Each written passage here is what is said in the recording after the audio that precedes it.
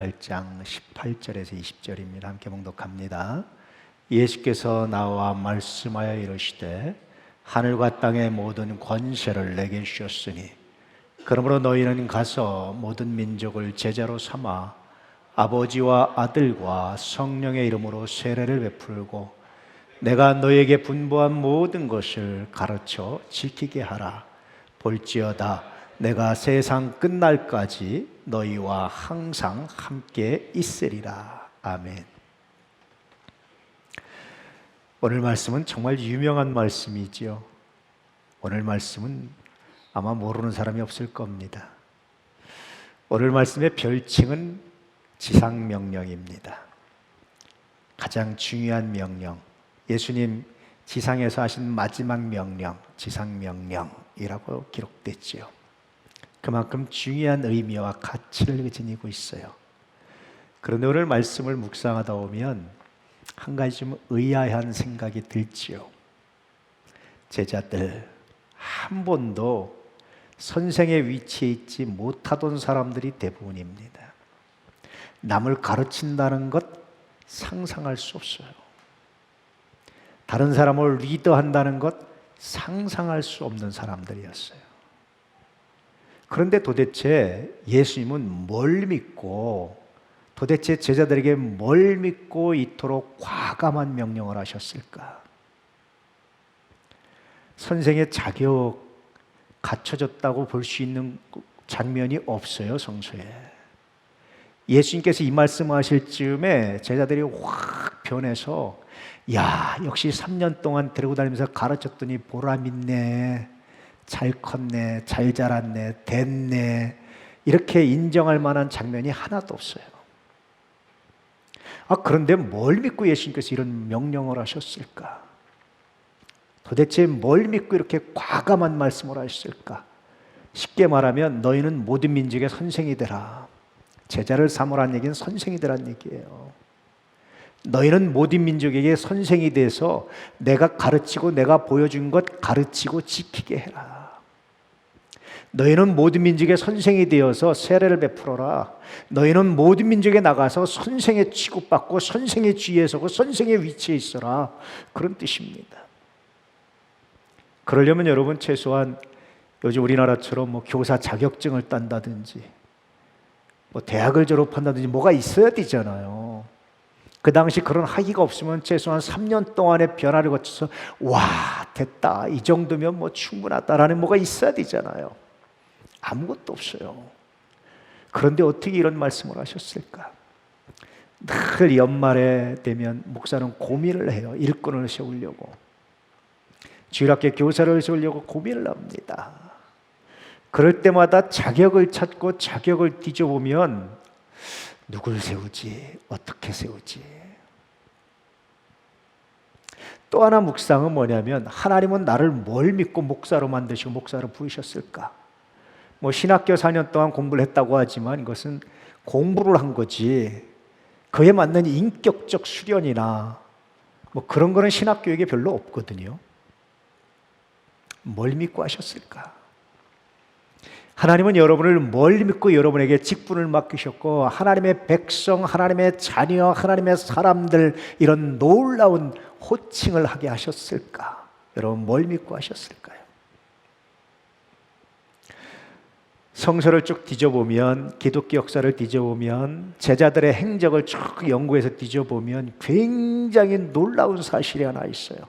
그럼에도 불구하고 제자들 모두가 다 한 사람도 예외 없이 배신한 가룟 유다를 제외하고 모두가 다 제자 삼는 일에 전문가가 됐어요. 예수님의 말씀처럼 땅끝까지 갔어요. 다 터져갔어요. 우리나라 기독교 역사를 연구하는 분들에 의하면 아마도 도마가 신라까지 왔지 않겠느냐라고 생각될 정도의 증거들이 있어요. 여러분 아시죠? 석굴암에서 십자가가 나온 거, 발굴된 거 아시죠?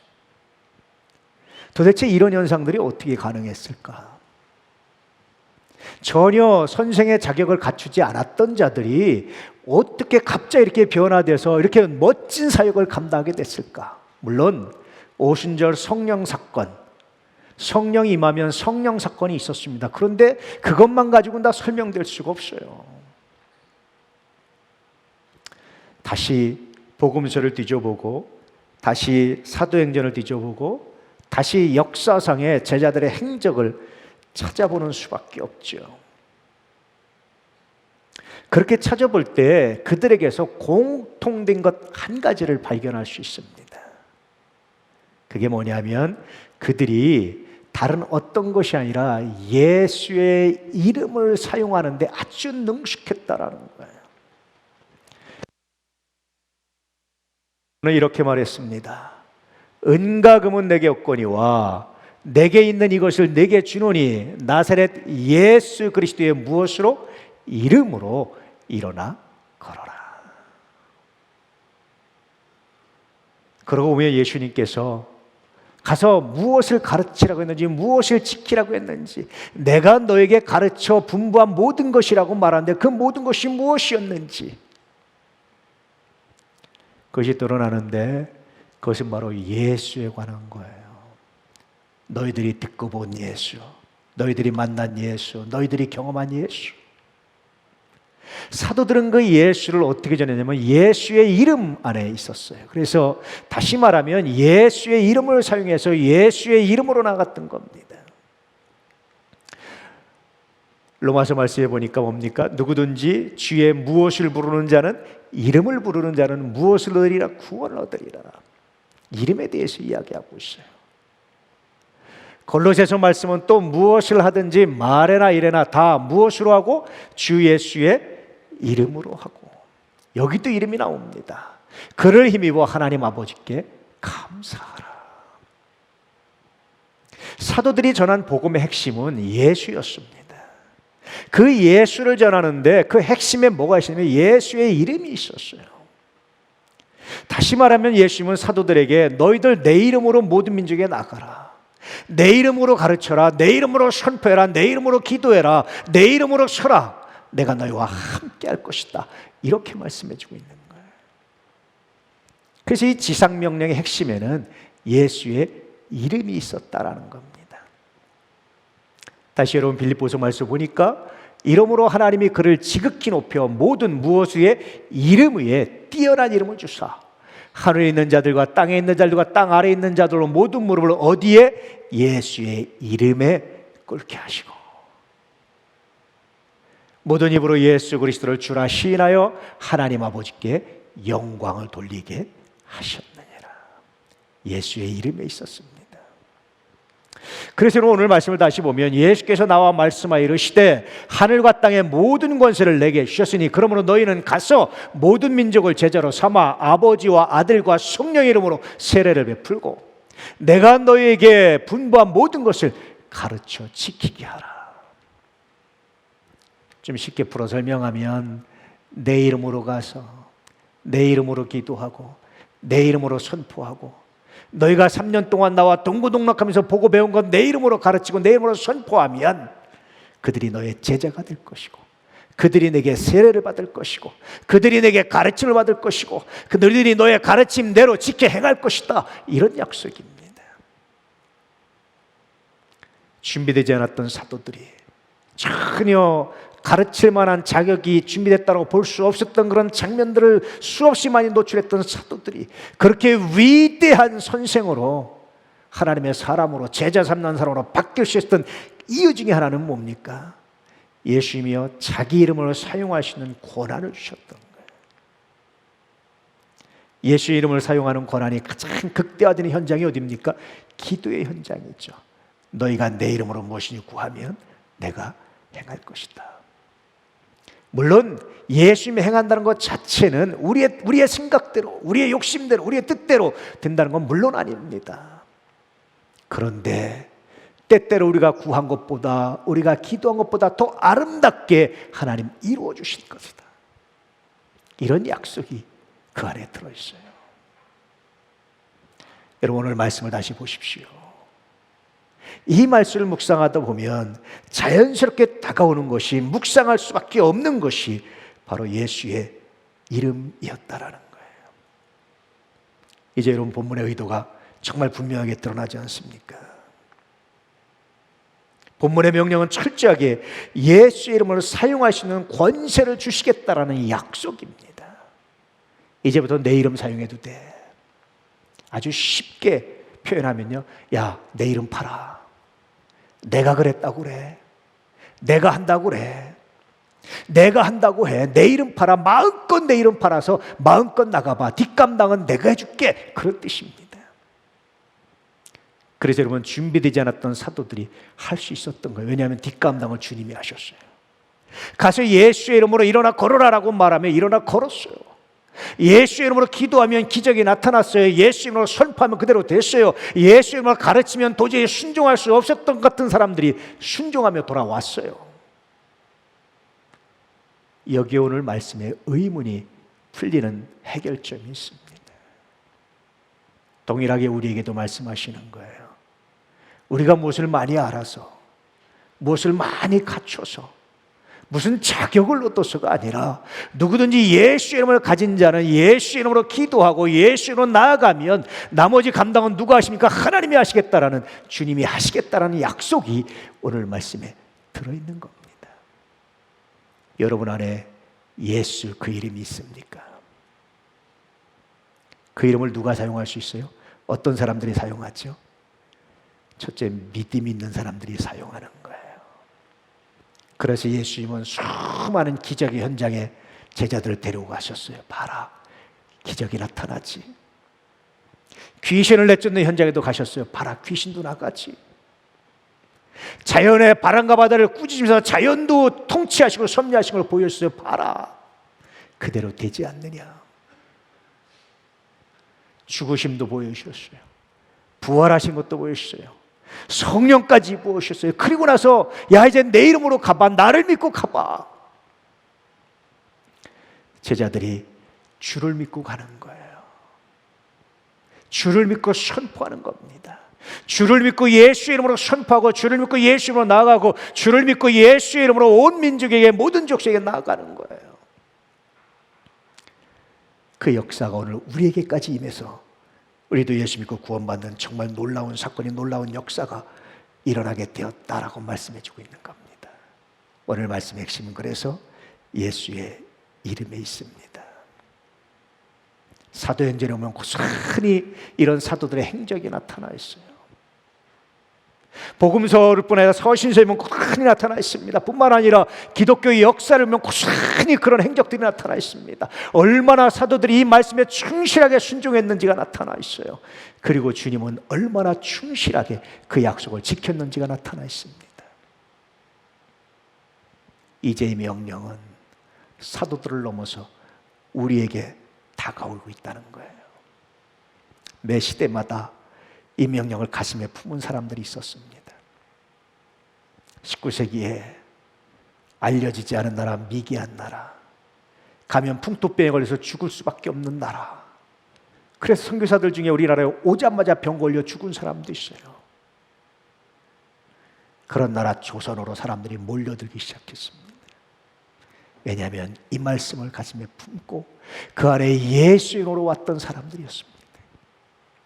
아마 그들 자신도 복음을 전하면서 오늘날 대한민국이 이토록 많은 그리스도인들이, 이토록 많은 교회가 있을 거라는 건 상상하지 못했을 거예요.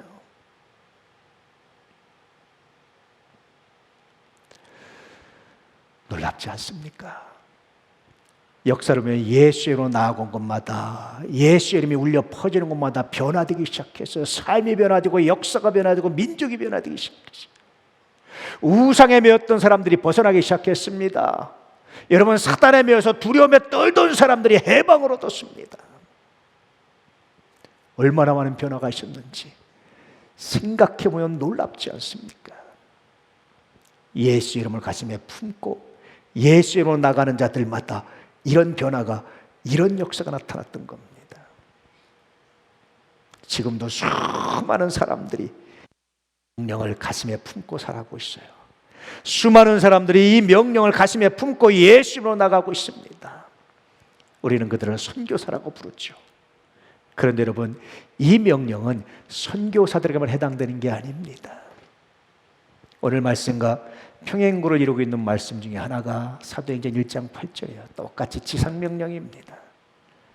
오직 성령이 너희에게 임하시면 너희가 권능을 받고 예루살렘과 온 유대와 사마리아와 땅끝까지 이르러 내 증인이 되리라 하시니라. 모든 민족에 대한 부연 설명이에요. 모든 민족은 어떤 거냐? 땅끝이 어떤 거냐? 나로부터 시작돼서 내 가장 가까운 이웃들, 주변 동네들부터 시작해서 점점 나가서 땅끝까지. 너희는 가서 모든 족속으로 제자를 삼아라고 말씀하실 때, 모든 민족을 제자로 삼아라고 말씀하실 때 누구부터입니까, 여러분? 내 가장 가까운 사람부터. 그들에게 예수의 이름으로 선포하고 그들에게 예수의 이름으로 기도하고 예수 이름의 능력을 보여주라고 말씀하고 있는 겁니다. 다시 말하면 예수의 이름으로 사용하는 방법을 알려주라고 말씀하고 있는 거예요. 예수의 이름을 사용하는 가장 좋은 방법이 뭡니까? 기도입니다. 예수의 이름으로 기도하고 그 결과들을 공유하라고 말씀하고 있는 거예요. 이게 오늘 말씀의 첫 번째 메시지면서 오늘 말씀에 순종하는 방법입니다. 그런데 여러분, 기도하지 않으면, 아무것도 보여줄 게 없으면, 아무것도 드러낼 증거가 없다면 그 신앙을 살아있는 신앙이라고 말할 수 있을까요?